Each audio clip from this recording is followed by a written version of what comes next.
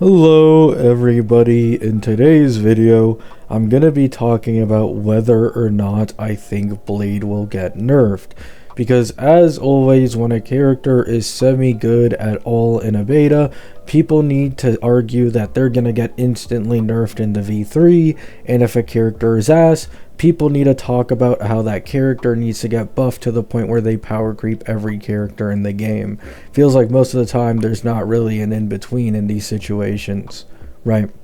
However, I want to explain why it is highly unlikely that Blade gets nerfed. Now, I would like to say he is gonna get nerfed no matter what. However, it has nothing to do with his debuff capability. It has to do with some of his vertical investment and some weird team synergies like with Jade, allowing him to currently have a infinite Acheron ult loop, in which Acheron is now technically the strongest team in the game at a pretty high level of vertical investment. That is what's going to get fixed. However, I don't believe that his debuffing, his 50% vulnerability and 30% reduction, is actually gonna go anywhere, right? Now, there are two main big reasons, characters that exist in this game, for why I believe this. The first one is Welt. I believe I already touched up on this in my last videos or my last couple. Welt is free. Welt anyone can attain the second they log into this game, and Welt is currently also, as of right now, a top tier debuffer. He's not Blade level, but he's a goddamn standard character, and anyone who is close to his E4 or at his E4 Welt is a better amper, very slightly, than Blade, right? So you have E4 Welt, and a lot of people are saying Blade is too broken because his vulnerability and defense reduction.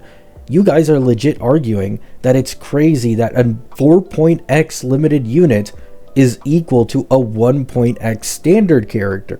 You know what I'm saying?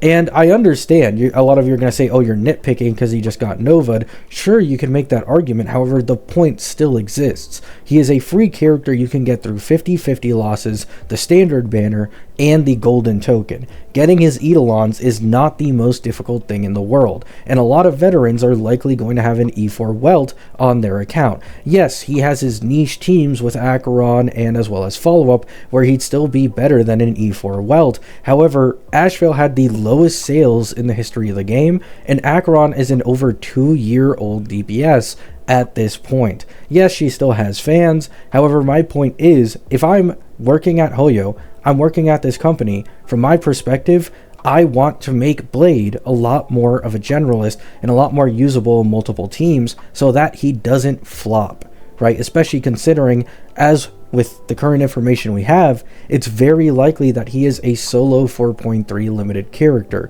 meaning he's the only character they really have to sell, right? And next, this one is kind of the nail in the coffin.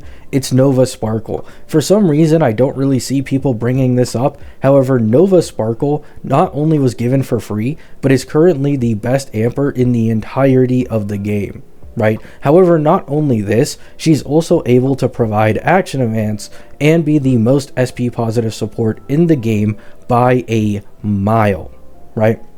So to truly understand what it would mean to nerf current Blade, it would be really dumb, okay? I'm just gonna be honest, it'd be really dumb, because yes, Blade is similar, if not slightly better than Sparkle in terms of amp. However, Sparkle is a Harmony character. Sparkle can use DDD. She can give even more extra action advance than what she already does, and her SP positivity is incredibly high. And Sparkle has been given for free, which is another thing as well. She has been given for free despite how strong of an amper she is. Keep in mind, I was someone just like you guys. If it weren't for Nova Sparkle, I'd think that the current version of Blade is also getting his debuffs nerfed, right? Because when Sparkle was in her beta for her Nova, I was 100% confident that her, buffs and debuffs would get nerfed, because it's like, what the fuck, she's way stronger than every other Harmony in terms of amping, and it's not even really close. However, in the end, Sparkle remained unchanged in terms of amping the entire team, and if anything, she got increased synergy with Phaedon, so that now her buffs lasted throughout Phaedon's entire ultimate instead of being stuck to transferring between each wave, right? So Sparkle, I already believed once that this character buffs too much. This is way too much of a glow up. They look way too strong. They're going to nerf them. Does it nerf them? So considering Blade is an actual new 4.x limited, he's targeted towards the follow-up team, which is definitely going to be a pretty good team in this version. I do not think that his debuffs are getting nerfed at all. Some people were asking me what nerfs I think he might get. In my opinion, at max, they might be worried because Cyrene hasn't had a rerun yet and his performance in Cassie teams is way too good. They might change him from HP scaling to something else, or they might just remove his HP consumption, right? Stuff like this is really the max I can think of, outside of the obvious of like fixing the ult loop issue that he currently has in a specific Acheron team, right? However, I hope I was kind of able to help you guys understand why it's very unlikely for Blade to get nerfed, and I don't understand why a lot of people are running with this agenda. There already exists a support who's arguably still more valuable than Blade, being Sparkle, since she was given for free, since she has SP positivity, since she has action advance, and Welt exists on this standard banner, and Welt is just an absolute behemoth of a debuffer, and those close to his E4 or who have his E4, technically Welt is as good, if not at his peak, a better generalist than even Blade, right? With these two existing in the game, I don't think it makes any sense to actually nerf Blade's debuffs in the slightest. Feel free to disagree, but this is just my true opinion. And the last thing I want to clear up, I've been getting accusations of being a LARPer recently because a lot of people have been saying, and I've been calling them out for this, oh, he's going to get nerfed like Cypher, he's going to get nerfed like Ashvale. And a lot of people are trying to call me out for not knowing what I'm talking about, because Ashvale did get a little bit of his amp nerfed, and I kind of want to explain that a little further here. One, a lot of people talk about V3 Cypher getting nerfed. I have no clue what these people are talking about. Cypher got nerfed in her V5, and her massive buff towards her follow-up multiplier was actually in V4. And base kit Cypher was not even that strong, even in her strongest version, which was the V4 beta. It was her E1, which gave her a 200% follow-up damage multiplier that a lot of people talk about to this day. A ton of people LARP this Cypher beta. They think they know, oh, she got nerfed in V3. Oh, her base kit was so strong. Her base kit was still weak as shit, even in the V4, in all honesty. It was the E1's 200% follow-up damage multiplier that made it so strong, right?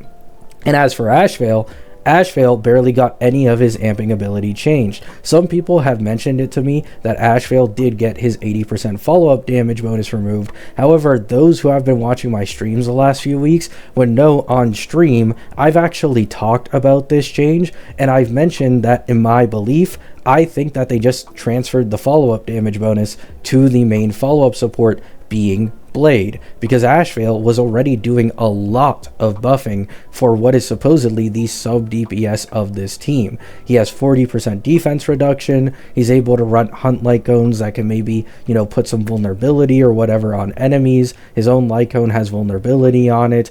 He has follow-up crit damage and crit damage in general. It was just a little too much for a sub DPS. So in my way of thinking a couple weeks ago when I was talking about this, I didn't think this follow-up damage bonus was getting completely removed from the team. I simply assumed it was getting moved to another character, which is what happened. Technically, Ashvale's 80% FUA damage bonus is weaker than Blade's 100% total, with the 50% base and then the 50% conditional on whether or not you have another nihility on the team.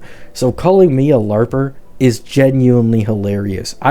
Who do these people think they are? I'm probably the one who lives and sleeps in these HSR betas the most out of anybody when it comes to trying to understand these character kits. However, it is what it is, and at the end of the day, I'm always going to have haters. I'm always going to have people who doubt me. There's nothing I can do about it, and I simply need to come to terms with it. Hope this video helped you guys understand my point of view on why it's very unlikely that he gets nerfed. Once again, he will technically get nerfed, but it's like an obvious nerf with the infinite ult loop, and that's it. Hope you all have a great day, hope you have a great night, and peace out.